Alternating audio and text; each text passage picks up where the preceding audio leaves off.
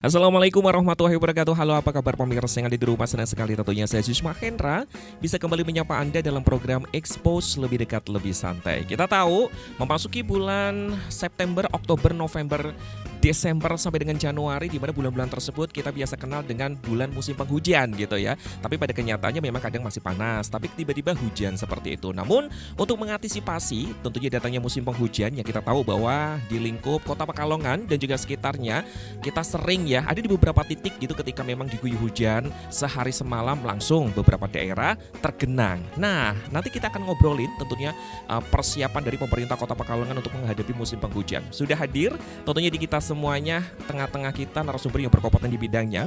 Yang pertama, beliau merupakan kepala dari DPUPR Kota Pekalongan, ada Bapak Bambang Sugiarto STMM. Assalamualaikum Pak Bambang, apa kabar hari ini? Waalaikumsalam warahmatullahi wabarakatuh. Alhamdulillah baik, Mas Aziz. Sehat, J? Alhamdulillah.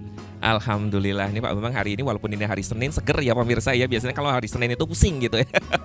Tapi nggak masalah. Siap sharing ya perihal tentunya menghadapi musim penghujan dan juga capaian pembangunan infrastruktur di Kota Pekalongan ya Pak Bambang ya.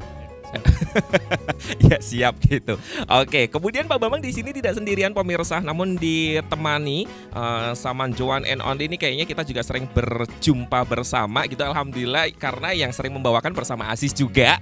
Makanya ada Pak Cayakti Widikdo APMSI, beliau merupakan kepala dari Bapeda Kota Pekalongan. Assalamualaikum Pak Cay, apa kabar? Waalaikumsalam warahmatullahi wabarakatuh. Kabar baik Mas Aziz. Mas Aziz sehat juga nggih? Sehat dong. Kalau nggak sehat nggak bisa bersua bersama. Iya. Sama kepala OPD yang sangat luar biasa membersamai kita pada siang hari ini ya. Pak Cayakti semakin kesini semakin mirip Aziz ya kacamatanya ya. Iya.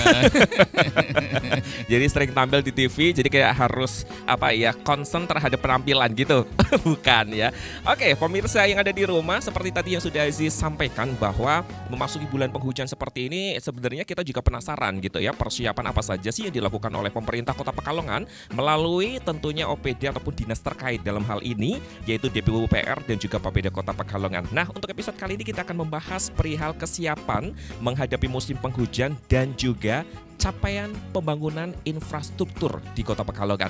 Langsung saja saya ke Pak Bambang ya. Pak Bambang, kalau kita berbicara tentang tantangan utama gitu ya yang dihadapi oleh Kota Pekalongan saat memasuki musim penghujan itu apa sih Pak Bambang? Ya, terima kasih Mas Aziz. Tantangan utama sebenarnya tidak hanya memasuki masa penghujan ya. Tantangan utama Kota Pekalongan itu adalah terutama topografi ya. Topografi Kota Pekalongan itu datar, mulai dari daerah hilir sampai ke hulu ya, ke batas selatan. Jadi hampir datar, di beberapa tempat itu malah ada yang di bawah muka air laut. Sehingga ini merupakan tantangan bagi kami untuk mengatur sistem drainasenya. Jadi drainase yang di Kota Pekalongan itu tidak bisa mengalir secara gravitasi karena tadi ya kemiringannya sangat kecil sehingga semuanya harus pakai sistem pompa. Nah, itu tantangannya. Nah, kemudian selain itu tantangannya adalah kondisi drainase kita itu sudah apa ya, sejak terbangun sampai sekarang itu memang kondisinya masih mengalami penurunan kualitas fungsi, baik itu karena sedimentasi maupun karena umur konstruksi yang menjadikan kondisi drainase yang ada itu mengalami kerusakan. Sehingga itu yang beberapa hal yang menjadi tantangan kami terkait dengan penanganan drainase di Kota Pekalongan. Oke ya, ternyata cukup kompleks itu bisa dikatakan gitu Pak Bambang ya. Ya. Tapi selain drainase ada tantangan yang lainnya nggak sih Pak Bambang kalau umpamanya kita berbicara tentang infrastruktur yang ada di Kota Pekalongan untuk menghadapi musim penghujan ini? Tantangan lainnya adalah tadi sebenarnya bukan tantangan lain tapi akses dari kondisi tadi ya, dari kondisi topografi itu. Jadi ada sebagian wilayah-wilayah kita yang sampai saat ini belum tertangani secara komprehensif, sehingga yang kami lakukan adalah sesuai dengan kemampuan Kota Pekalongan, kemampuan anggaran, sehingga terkesan memang di masyarakat apa yang kami lakukan itu masih parsial gitu ya. Tapi memang karena memang kemampuan kita belum bisa menangani secara komprehensif. Seperti misalnya yang penanganan di sistem Loji Banggar itu ya, itu kan membutuhkan anggaran yang sangat besar, sehingga itu kita dibantu oleh Kementerian PU. Apakah selesai? Belum. Tantangan kita adalah menyempurnakan sistem yang dibangun oleh kementerian itu untuk mengatur sistem drainase kota, termasuk drainase sungai, agar air itu bisa mengalir kepada sistem drainase induknya. Oke ya, jadi buat pemirsa yang ada di rumah ada pencerahan sedikit gitu ya dari Pak Bambang langsung yang bilang adalah Kepala DPUPR Kota Pekalongan. Karena kalau umpamanya masyarakat itu hanya bisa melihat di luarnya saja gitu Pak Bambang.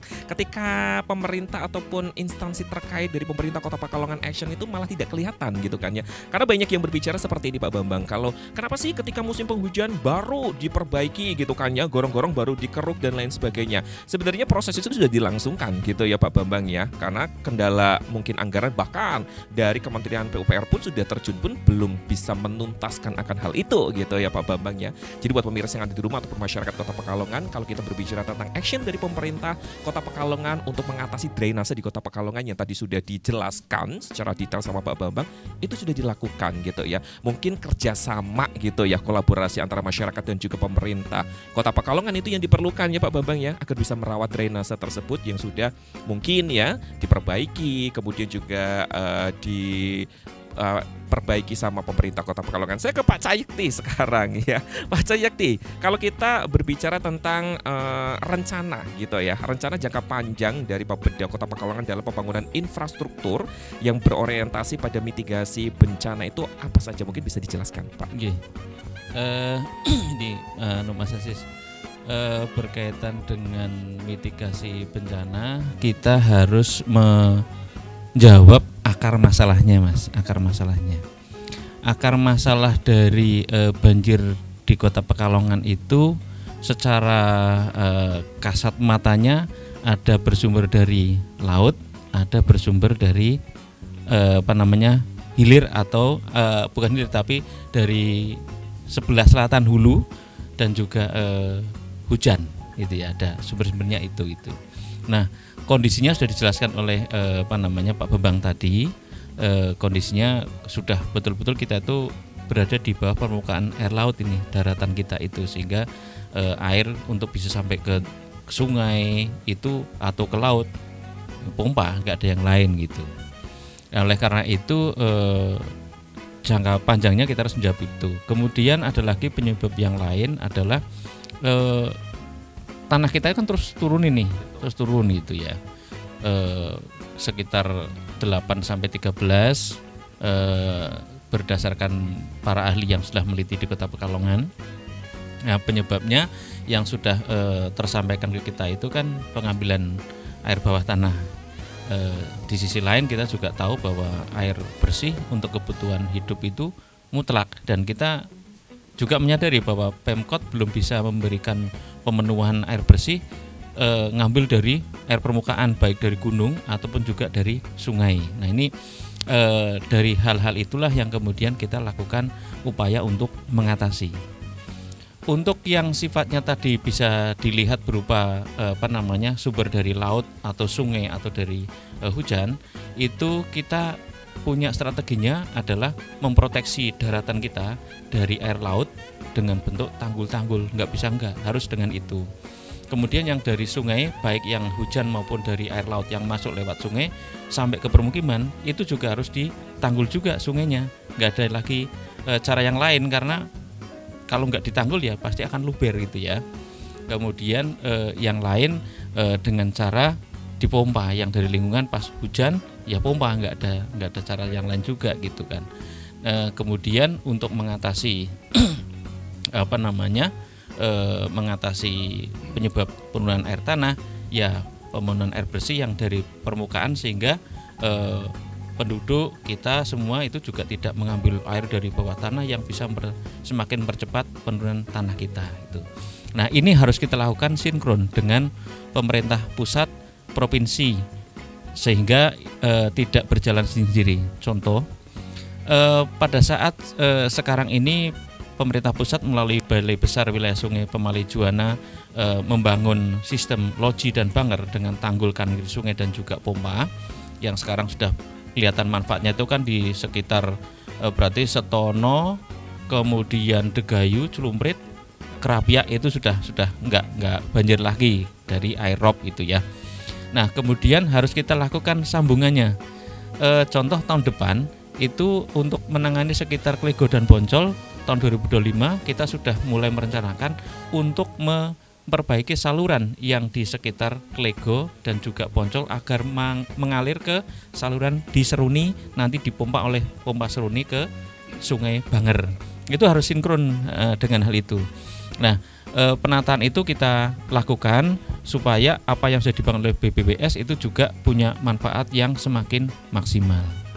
Kemudian saat ini pemerintah pusat itu juga sedang merencanakan untuk membuat tanggul laut dan juga tanggul pantai. Nah, Pemkot karena ini mulai dari Tangerang sampai dengan Gresik, sehingga Kota Pekalongan termasuk di dalamnya akan ada program besar semacam itu, dan kita beberapa kali koordinasi di tingkat pusat. Ini juga untuk titik-titik Kota Pekalongan kita sudah mulai mengetahui, termasuk berarti setelah loji dan banger tertangani kita sudah mulai mempersiapkan untuk yang di Kali Bermi dan Kali Meduri. Mudah-mudahan bisa seperti halnya Kali Loji dan Banger, sehingga nantinya bisa tertangani semua. Yang masih berat itu kan memang di Bermi dan Meduri karena infrastrukturnya tidak sekuat seperti yang di Loji dan Banger. Kemudian untuk yang mengurangi secara perlahan-lahan ketergantungan kita untuk ngambil air bawah tanah, air dalam, itu kita juga dibantu oleh provinsi dan pusat untuk bisa mendapatkan jatah yang lebih banyak pemenuhan air baku dari SPAM regional Petanglong yang bersumber dari Kabupaten Pekalongan dan Kabupaten Batang. Ini sudah menjadi program nasional.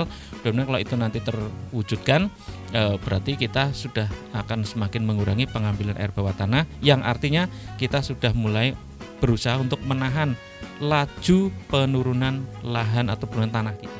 Kurang lebih seperti itu yang kita lakukan. Luar biasa ya pemirsa ya, kalau mamanya Anda menyimak secara seksama tadi penjelasan dari Pak Cai, ini sebenarnya kalau mamanya kita melihat di kenyataannya pun memang seperti itu ya Pak Cai ya. Sudah dilakukan tanggul-tanggul, kemudian juga kalau mamanya masyarakat yang tadi disebutkan daerah-daerah tertentu yang tadinya terkena rob, sekarang alhamdulillah gitu kan. Beberapa tahun terakhir ini memang tidak terjadi gitu kan ya. Betul. Tapi kalau mamanya kita berbicara tadi kan rencananya kalau nanti sudah Kali Banger sudah selesai dalam proyek tersebut, nanti akan beralih ke Bermi. Itu dalam jangka waktu pendek sekarang ini atau masih membutuhkan waktu Pak Cai?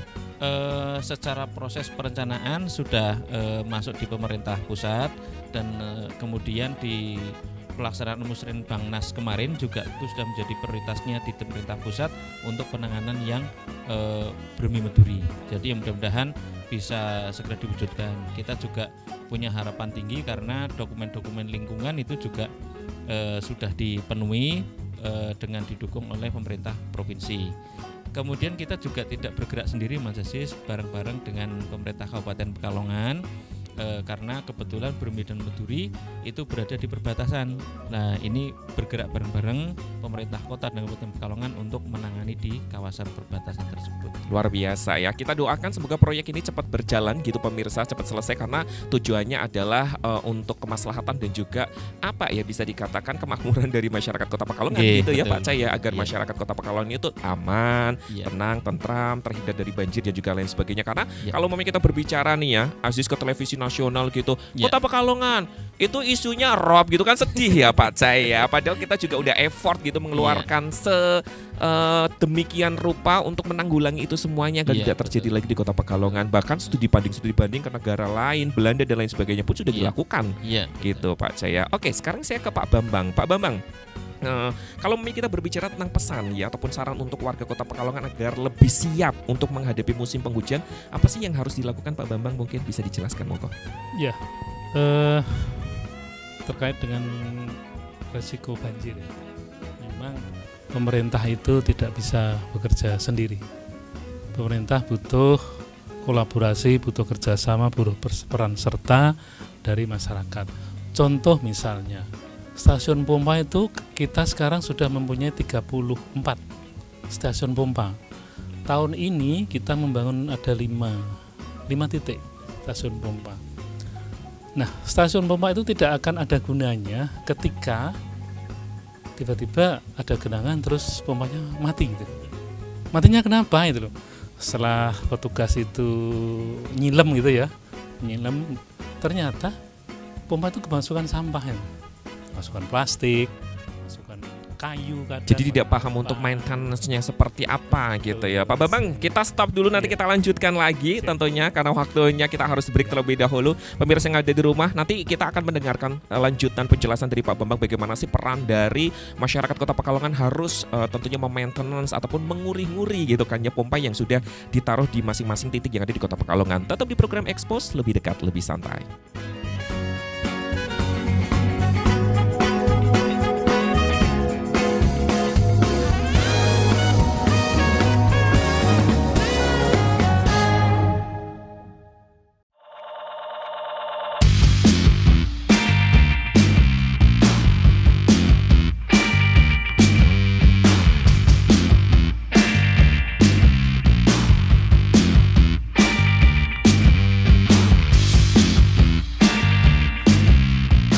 Baik pemirsa yang ada di rumah, terima kasih banyak. Kita masih di program Expose, lebih dekat lebih santai. Kita masih membahas tentunya kesiapan pemerintah Kota Pekalongan dalam menghadapi musim penghujan dan juga tentunya proyek infrastruktur apa yang sedang berjalan di pemerintah Kota Pekalongan. Masih bersama dengan Pak Bambang dan juga Pak Cai. Kita berdiskusi bersama ya. Bahasanya diskusi biar lembut ya Pak ya. Apa mau debat aja nih?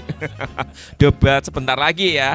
Oke, kita ke Pak Bambang lagi. Pak Bambang tadi sempat keputus gitu kan ya, karena kita harus break terlebih dahulu. Sebenarnya peran dari masyarakat tersendiri untuk menghadapi musim penghujan itu seperti apa? Monggo bisa dilanjutkan Pak. Tadi sudah kami sampaikan itu operasional pompa itu sangat tergantung dengan kondisi kebersihan saluran. Nah, yang terjadi itu biasanya pompa tiba-tiba mati ketika ketika kondisi genangan tinggi. Nah, masyarakat kadang tidak tahu ya apa sebabnya. Ini masyarakat ini ada genangan tapi kok pompa tidak dihidupkan gitu ya. Ternyata pompanya mati karena kemasukan sampah. Itu kan butuh waktu untuk mengambil sampah, kemudian untuk membersihkan, kemudian untuk memperbaiki. Jadi dalam kesempatan ini juga kami himbau kepada masyarakat untuk lebih peduli ya, untuk lebih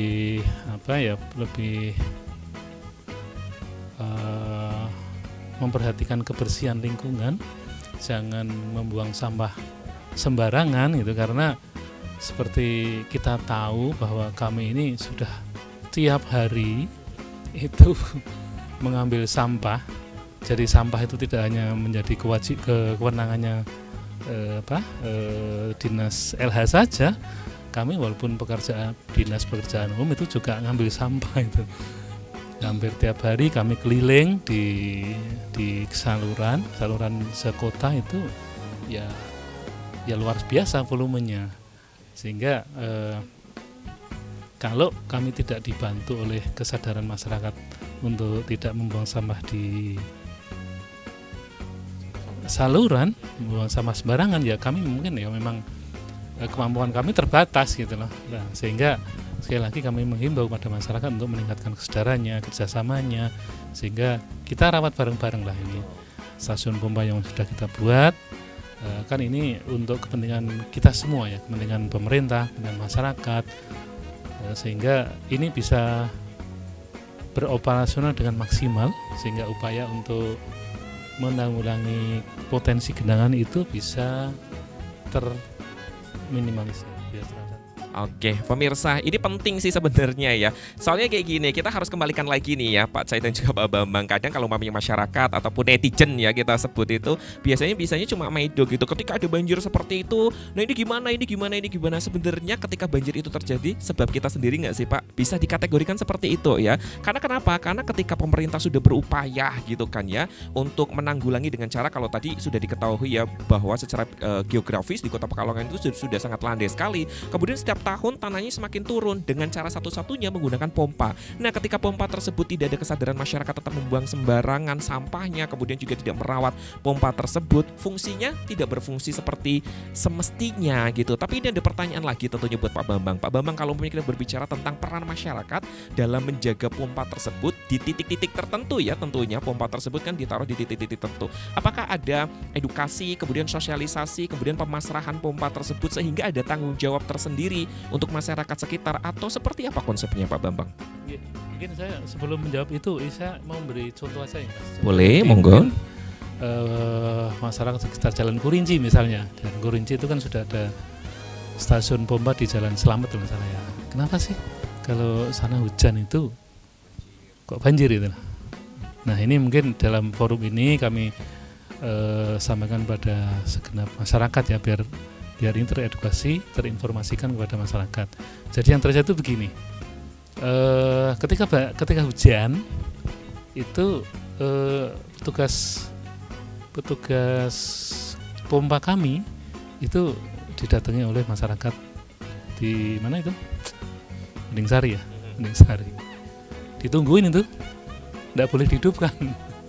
Tidak boleh, karena kalau itu mau dihidupkan Bening Sari banjir gitu. Kan harus ada solusi gitu ya, harus ada solusi. Jadi ternyata ketika kita telusuri apa sih sebabnya di sana itu kok ada genangan gitu ya. Ternyata memang satu itu kawasan Bening Sari itu mangkok itu ya. Elevasinya di bawah kiri kanannya. Dia di bawah Jalan Selamat, di bawah Jalan Gajah Mada, terus di bawahnya Gama Asri, terus di bawahnya Kampung Baru. Nah, kalau itu tidak diproteksi, sampai kapanpun itu akan selalu konflik ya. Konflik antara masyarakat sekitar Jalan Kurinci dan masyarakat di Bening Sari. Sehingga tahun ini kami berupaya untuk menutup celah-celah itu, meninggikan tanggul dan menutup celah yang menjadi sumber masuknya air dari kali itu masuk ke kawasan permukiman di Bening Sari. Mudah-mudahan ini kalau itu sudah terproteksi semua, nanti kami bisa segera menyelesaikan atau meminimalisir genangan di Jalan Kurinci. Jadi mungkin itu yang perlu masyarakat sekitar Jalan Kurinci ketahui, bahwa ini yang terjadi, bahwa bukan berarti belum mampu, tapi memang kita harus ada solusi yang lain di tempat yang lain, tapi yang terpengaruh oleh stasiun pompa ini. Mungkin hal seperti ini juga akan terjadi di stasiun pompa yang lain. Kita mengatasi sini, tapi mengakses kepada yang lain. Jadi itu juga ini mulai kita sempurnakan sistem ini, sehingga ketika salah satu sistem pompa ini beroperasi, jangan sampai itu menimbulkan ekses negatif di. Ini pusing banget ya Pak Bambang ya. Ini ibaratnya ya pemirsa, kalau mamanya pemirsa pusing gitu kan ya. Secara kasarnya pemikirannya ketika ember itu bocor ditutup, kemudian yang lainnya bocor lagi gitu, terus ditutup lagi, dan itu terus gitu. Karena kita tahu ya kondisi secara Kota Pekalongan itu sangat rendah sekali turunnya. Kalau kita bisa berbicara turunnya Kota Pekalongan itu per tahun berapa sih Pak Cai? Dari tahun ke tahun gitu. Iya. Kalau hasil penelitian yang pernah dirilis oleh Pak Dr. Heri Andreas dari ITB itu sekitar 8 sampai 13. Kalau dari 8 itu sekitar 6 sampai sekitar 9 atau berapa itu. Kemudian Badan Geologi sendiri setelah memasang patok pantau di Stadion Hugeng, memang Stadion Hugeng patok pantau yang menunjukkan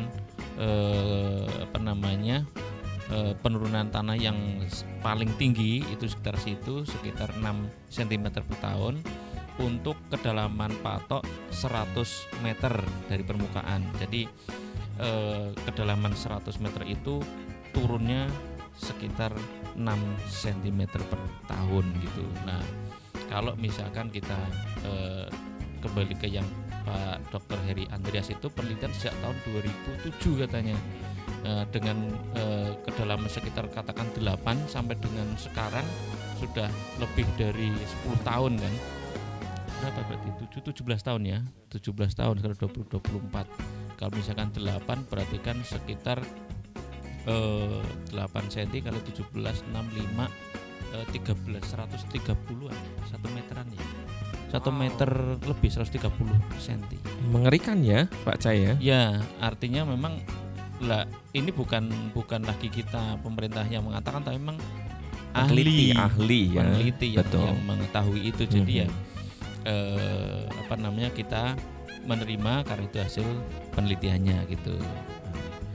Terus saya agak sedikit menambahkan ini Mas Aziz terkait dengan yang tadi Pak Bambang, air tanah yang ada di permukaan kita itu ya, misalkan ini tanah itu airnya itu sekarang sudah sekitar kita menggali itu ya, sekitar 30-40 cm itu sudah ada nemu air kita tempat di tanah di bawah kita itu. Orang mungkin secara mudahnya mengatakan sudah jenuh air, sudah banyak air di tanah kita.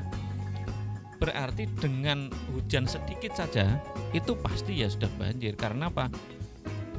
Tanah kita sudah mengandung air yang sangat banyak. Hanya dengan menggali sekitar 30-40 cm sudah dapat air. Begitu ada hujan ya langsung nggak bisa nyerap lagi, kecuali kalau atau dibandingkan dengan daerah lain atau dulu pada saat airnya masih dalam, begitu hujan keserap tanah selesai. Itu faktor alam. Faktor manusia, sekarang ini kita itu permukiman semakin padat, semua permukaan yang tadinya berbentuk tanah bisa menyerap air, isinya bangunan, ya rumah, ya beton, jalan aja sekarang cor-coran semua, nggak ada lagi tempat untuk nyerap air gitu kan. Nah, sehingga ya nggak bisa disalahkan lagi, pasti akan semakin cepat banjir. Belum lagi perumahan juga semakin banyak. Yang tadinya sawah itu dibangun perumahan, padahal sawah itu bisa untuk tampungan air. Begitu banjir larinya ke situ. Lah, ke situnya itu sudah berubah jadi perumahan. Ya nggak bisa kemana lagi juga airnya. Jadi air sebagai makhluk itu juga butuh jalan kan dia. Nah, ini sudah nggak ada tempatnya lagi. Ini kurang lebih gambaran untuk Kota Peklar semacam itu. Jadi kita harus sadar bersama, betul sampaikan Pak Bambang tadi, agar betul-betul kita menjaga lingkungan kita, jangan sampai ada sampah sedikit pun masuk ke saluran. Begitu pompanya kena sampah ya sudah, pompa mati, banjir. Nggak bisa ya. Oke Pak Cai, masih di Pak Cai ya. Kalau mau kita berbicara tentang perubahan iklim ya, apakah ada bagaimana perubahan iklim ini dapat mempengaruhi perencanaan infrastruktur Pak Cai? Ya. Perubahan iklim itu menujunya kepada pemanasan global gitu ya, global. Apa ya sih panas misalkan sekarang ini naik katakan menjadi sekitar, kita sekarang kalau di luar itu kan merasakan panas banget ya 37 gitu ya. Orang lingkungan kadang mengatakan naik katakan setengah derajat Celcius saja, itu orang yang tahu tentang lingkungan pasti akan menyatakan warningnya luar biasa. Kita apa yo sih paling naik sekitar setengah derajat, masuk yo berbahaya. Nah, coba kita lihat misalkan, kalau mungkin statnya itu dulu masih dingin saja nggak apa-apa, tapi kalau statnya sudah panas naik sedikit itu sudah warning. Kita pernah mengalami pada saat COVID kemarin ya, kita naik 1 derajat, begitu tes kepalanya kita dites dari 36 jadi 37, itu udah langsung dipisah. Ini dipisah nih, 37 dipisah karena COVID itu ya. Lah, kondisi di lingkungan kita sudah semacam itu. Naik 1 derajat itu sudah bahaya sekali gitu. Nah, pengaruhnya adalah ke banyak hal Mas Aziz.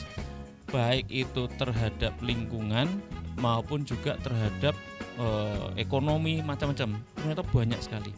Terhadap lingkungan itu kita sulit untuk melakukan prediksi atas musim penghujan, kapan terjadi sebagainya. Nggak bisa kita prediksikan secara kayak dulu gitu. Karena pemanasannya tiba-tiba di sini panas, ada badai, air awan kita ketarik satu daerah sehingga kita hujan. Kemarin aja sekitar bulan Septemberan yang biasanya tahun sebelumnya belum ada hujan, kita sudah tiba-tiba ada hujan, kita belum siap-siap itu kan. Itu kemudian percaya nggak percaya, ilmuwan mengatakan setelah panas kemudian es di kutub itu mencair. Nah, yang kita rasakan air laut semakin cepat tinggi sekarang. Bangunan konstruksi yang kita mungkin prediksi sekitar 15 tahun bisa jadi nggak sampai 15 tahun kita sudah terlampaui lagi. Nah, ini kan memang kita harus betul-betul juga mengkhawatirkan itu sehingga kita bisa sama-sama mengurangi efek yang bisa menjadi penyebab misalkan penanaman pohon.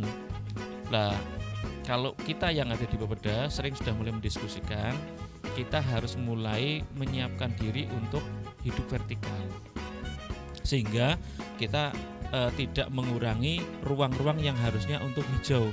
Untuk memang pohon ya harus untuk pohon, jangan kita tebang gitu kan. Kalau memang itu untuk katakan kawasan hutan ya harus untuk itu, jangan sampai untuk permukiman gitu kan. Itu untuk demi kita semua sebenarnya. Mulai hidup vertikal di istilahnya hunian-hunian yang naik tidak lagi di tapak gitu. Itu mulai kesana mikirnya kita Mas Aziz. Cuman memang perlu jalan yang cukup panjang sampai dengan nanti mungkin sampai 2045 kita akan seperti apa, kita masih terus berdiskusi itu. Oke ya, semoga apa yang sudah direncanakan dan didiskusikan ini bisa terrealisasi ya Pak Cai ya. Karena tujuannya adalah untuk kebaikan kita semuanya. Nanti kita akan lanjutkan lagi Pak Bambang dan juga Pak Cai. Dan buat pemirsa yang ada di rumah juga jangan kemana-mana, kita tetap di program Expose Lebih Dekat Lebih Santai.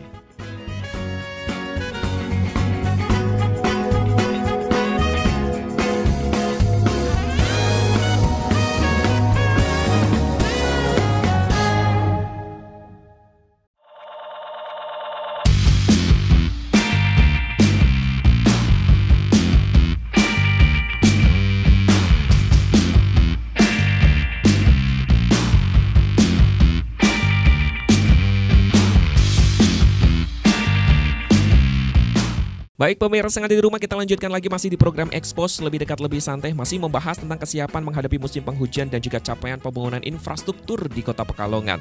Saya ke Pak Bambang kembali. Pak Bambang, kalau kita berbicara tentang langkah-langkah ya yang diambil oleh DPUPR Kota Pekalongan untuk memastikan bahwa infrastruktur ini siap menghadapi curah hujan yang tinggi seperti apa, mungkin bisa dijelaskan Pak Bambang? Ya, mungkin nyambung tadi ya sama dengan Pak Cekti terkait dengan perubahan iklim ya. Ya memang kita harus kebijakan pembangunan kita sudah harus memperhitungkan perubahan iklim gitu ya. Contohnya misalnya tadi disampaikan bahwa yang kita rasakan sekarang itu kan kok kalau kita baca tabel pasang surut ya, itu kan dari dulu ketika saya masih baru menjadi pegawai itu ya, tabelnya juga 10, 11, paling tinggi 1.1 gitu. Tapi sekarang kenapa sih sama dulu 1.1, sekarang tuh 1.1, tapi dampak daya rusaknya tuh luar biasa sekarang. Yaitu memang menjawab ya ini memang perubahan iklim yang terjadi gitu ya. Di samping gelombang ini di powernya menjadi lebih kuat ketika dia ada angin dan menjadi rambatan gelombang itu ya, sehingga dengan ketinggian sama terus dia kena pengaruh angin menjadi merambat, nah itu menjadi semakin tinggi itu ya, di samping daratan kita itu menurun. Nah, ke depan memang kebijakan yang kita harus pikirkan itu adalah tadi ya, selain kita memikirkan pemenuhan air baku yang sampai saat ini kita juga belum mampu memenuhi secara maksimal berdasar dari air permukaan, masih banyak konsumsi air baku kita berasal dari sumur air dalam, baik itu punya PDAM maupun program PAMSIMAS. Itu juga harusnya pelan-pelan kita harus mulai bermigrasi ya dari penggunaan air tanah dalam menjadi air permukaan. Nah, yang menjadi kendala adalah jaringan distribusi kita itu belum memenuhi ya. Jadi tahun ini kita dibantu lagi oleh Pusdataru Provinsi ya untuk membuat jaringan distribusi induk ya. Mulai dari depan perumahan pengadilan, perumahan kejaksaan itu ya, Jalan Tentara Pelajar sampai dengan sekitar SMA 2 atau sekitar Citra Garden. Jadi itu upaya-upaya untuk memperluas jangkauan layanan air baku di Kota Pekalongan. Harapannya pelan-pelan kita akan mendorong pada masyarakat untuk bermigrasi dari Pamsimas ke air permukaan ya. Walaupun itu tidak mudah ya, karena masyarakat sudah terbiasa dengan tarif dari Pamsimas yang terjangkau, kemudian nanti harus bermigrasi dengan PDAM yang harganya beda gitu ya. Dan ini mungkin harus kita pikirkan bareng-bareng ya, mekanisme seperti apa agar ini bisa masyarakat betul bisa bermigrasi gitu ya. Karena tanpa mungkin intervensi dari pemerintah, apakah itu subsidi kah atau apa itu masyarakat nanti shock gitu ya. Yang biasanya mungkin misalnya 1 kubik itu 1.000, tiba-tiba harus dia 2.000, itu kan pasti shock. Ini harus kita pikirkan. Itu untuk pemenuhan air minum ya. Kemudian terkait dengan kebijakan jalan misalnya, infrastruktur jalan. Memang kalau aspal itu kan musuhnya air ya. Sementara kita masih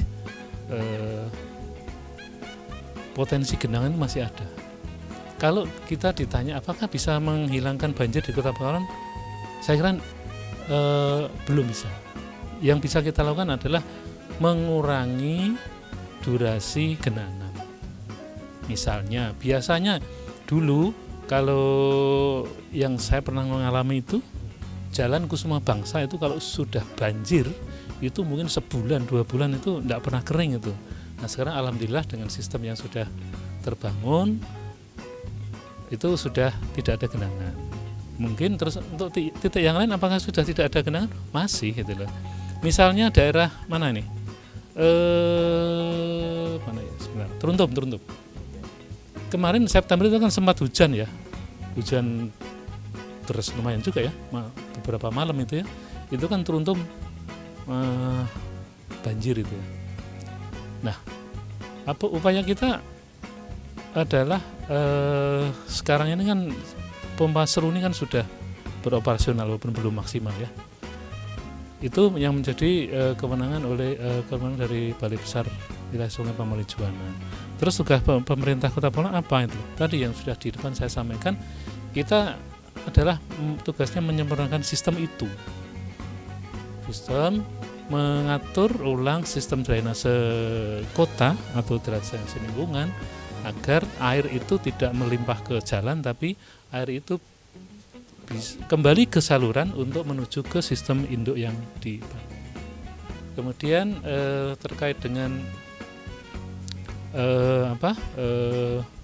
dampak dari rob yang sudah terjadi lama ya, itu kan menurunkan derajat kualitas kesehatan lingkungan masyarakat itu ya, baik itu rumahnya, baik itu sanitasinya, baik itu saluran drainasenya. Nah ini juga nanti pelan-pelan kita mulai akan membenahi itu, sehingga sistem primer yang sudah dibangun oleh balai itu nanti akan kita sempurnakan menjadi pembenahan sistem sekunder maupun tersier. Harapannya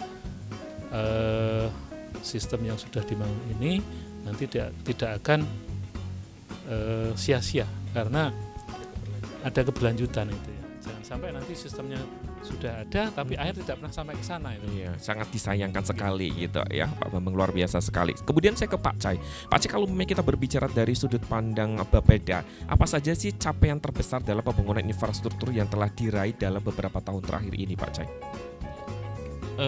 Kalau kita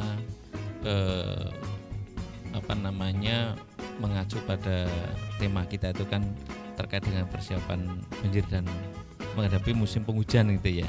Artinya infrastruktur yang berkaitan dengan hal itu. Tentu kita tidak bisa memungkiri bahwa ini adalah hasil kolaborasi dari semua pihak, pemerintah kota, provinsi dan juga pusat gitu kan. Tadi disampaikan oleh Pak Bambang, kita sudah punya 34 pompa. Itu kan sesuatu yang menurut saya tidak sedikit untuk kota Pekalongan yang sangat kecil, hanya sekitar 46 km persegi, tapi pompanya ada 34. Belum lagi 39 tahun ini 5 ya. Nah, yang termasuk yang ada di sekitar Kampung Baru Tirto itu kan termasuk tahun ini juga. Kemudian Pabean juga ada perbaikan pompa juga di sana. Jadi sangat banyak yang dilakukan oleh kota Pekalongan, selain juga tanggul-tanggul sungai gitu. Kemudian yang dari provinsi itu juga banyak, termasuk di dalamnya itu tanggul pantai yang ada di Pantai Sari, itu dari pemerintah provinsi. Kemudian yang paling besar adalah yang dari BPWS dengan nilai sekitar 1,2 triliun itu paling besar dan membangun sistem yang meliputi 2 sungai besar, Sungai Banger dan Sungai Loji, Mas Aziz. Itu capaian yang menurut saya sangat sistemik gitu, karena dia betul-betul menangani 3 aspek utama: menahan ombak dari air dari laut ke daratan, kemudian memproteksi air sungai ke permukiman, dan memompa. Pompanya aja besar-besar sekali yang dari BPWS. Kalau kemudian kita ibaratkan itu di B dari kota Pekalongan, bisa jadi PU itu setahun tidak ada 100 miliar menurut saya, tidak ada itu. Untuk baik yang bangun baru maupun untuk pemeliharaan operasional pompa, tidak ada itu. Katakanlah mungkin sekitar 100 miliar misalkan ya. Dengan 1,2 triliun itu berapa? 12 tahun. Itu hanya, yang lain tidak melakukan apa-apa.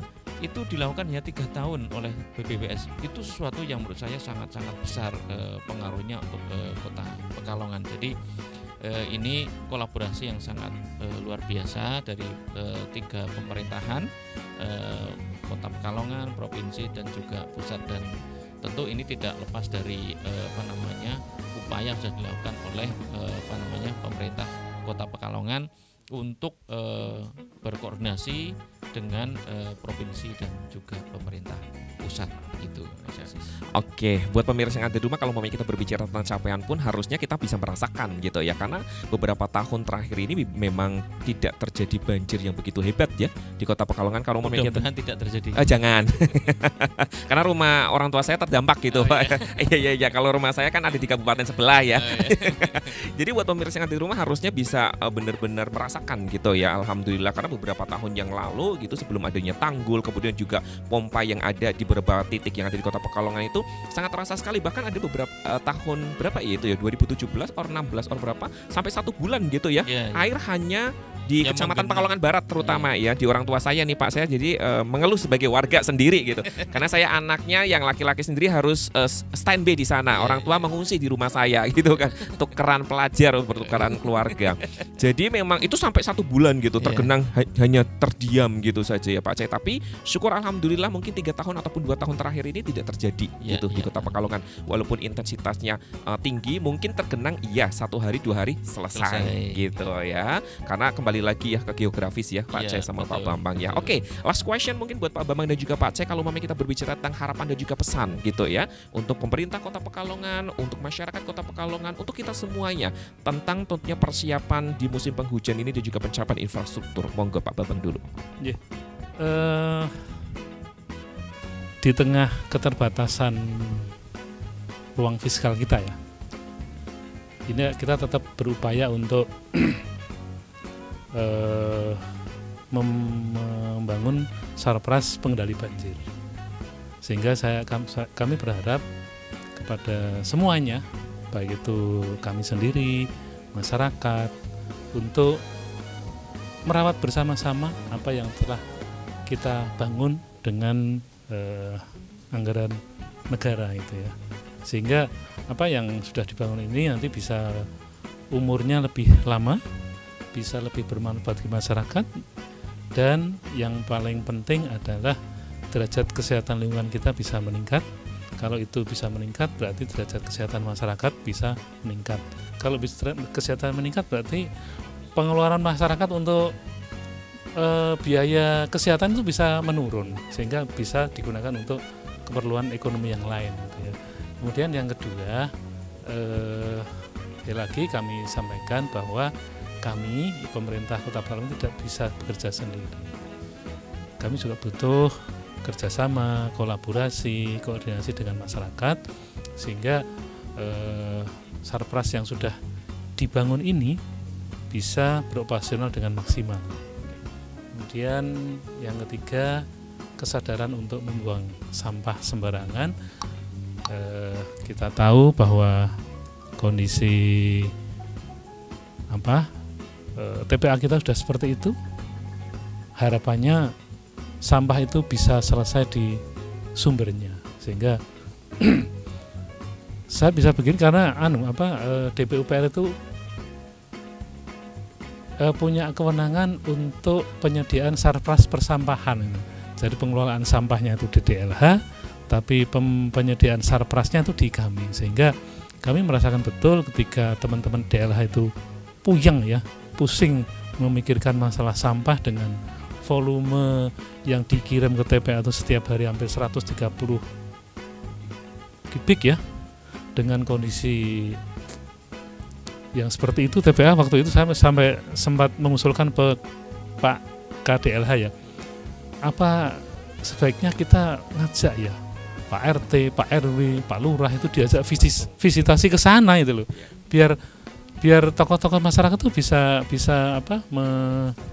melihat secara langsung, dan itu disampaikan kepada semua lapisan masyarakat itu untuk membangkitkan kesadaran masyarakat terkait dengan pengelolaan sampah di Kota Pekalongan, biar masyarakat sampah itu bisa selesai dari sumbernya. Nah, itu nanti juga masyarakat bisa mendapatkan nilai ekonomi ya dari pengelolaan sampah itu, karena di kami sendiri ya Mas Aziz, itu setiap 2 minggu sekali itu dari bank sampah itu datang ke kantor kami untuk mengambil sampah anorganik. Itu lumayan juga ternyata dapat pendapatan gitu ya dari hal tersebut. Sebenarnya juga banyak ya tentunya komunitas, kemudian juga organisasi yang sudah mengembangkan hal tersebut ya. Jadi kita dapat 2 kan itu. Kita tidak membebani TPA, tapi kita dapat nilai ekonomi. Oke, luar biasa. Ini semoga pesan yang disampaikan sama Pak Bambang bisa direalisasikan karena untuk kebaikan kita gitu ya pemirsa ya. Mungkin Pak Aceh bisa menambahi singkat saja, silakan.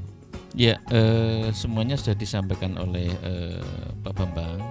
Kalau saya punya keyakinan pasti masyarakat bersama dengan pemerintah dalam kurun waktu ke depan akan saling berkolaborasi dengan melihat kondisi lingkungan yang semacam ini, pasti akan bareng-bareng. Saya kok punya keyakinan semacam itu, apalagi juga kegiatan-kegiatan yang sifatnya memberikan pengetahuan kepada generasi berikutnya itu juga terus dilakukan oleh kita semua. Misalkan di teman-teman pendidikan itu ada kurikulum kebencanaan, itu juga ada di sana. Artinya penyadaran terhadap kondisi lingkungan itu tetap bisa kita saling dan sejak dini itu kita lakukan itu. Dan bagi kita semua yang sudah sama-sama tahu tentang kondisinya semacam ini, mari kita bersama-sama menjaga lingkungan kita. Ada mungkin yang besar dan berat sekali itu sekarang ini adalah sampah plastik, Mas. Wih, luar biasa. Apalagi di pinggir jalan ya Pak Bang ya. Tidak menyalahkan es teh 3.000 enggak sih. Tapi kalau bisa berusaha misalkan bawa tempat sendiri sehingga tidak sampah itu mungkin akan lebih bagus lagi gitu untuk supaya tidak banyak sampah yang dibuang. Dan kalau misalkan terpaksanya itu memang seperti itu, tidak membuang di sembarang tempat yang nanti nambah beban di saluran, karena pengolahan sampah kita itu baru 86%, Mas. 86%, artinya berarti ada selisih 14% yang tidak tertangani. 14% itu saya kok berkeyakinan gitu ya. Ya termasuk yang masuk ke saluran-saluran air itu di sana itu yang ya mungkin itu Mas Aziz bareng-bareng lah kita bareng-bareng. Oke, luar biasa sekali ya. Jadi intinya adalah mungkin kesadaran gitu ya, perlu ditingkatkan secara tinggi gitu kan ya. Ketika memang masyarakat Kota Pekalongan secara individu, personal gitu memiliki kesadaran yang tinggi, insya Allah Kota Pekalongan bakal aman. Walaupun secara iklim, secara geografis itu ada perubahan gitu. Pak Bambang, terima kasih banyak. Pak Cai, terima kasih sama-sama, banyak Mas Aziz. untuk waktunya, luar biasa sekali sharing session hari ini. Ini semoga bisa menjadi edukasi dan juga knowledge ataupun pengetahuan untuk kita semuanya pemirsa. Dan jangan sampai lupa untuk terus saksikan program Expose hanya di Batik TV. Saya Yusma Hendra pamit. Wassalamualaikum, sampai jumpa. Waalaikumsalam Waalaikumsalam warahmatullahi wabarakatuh.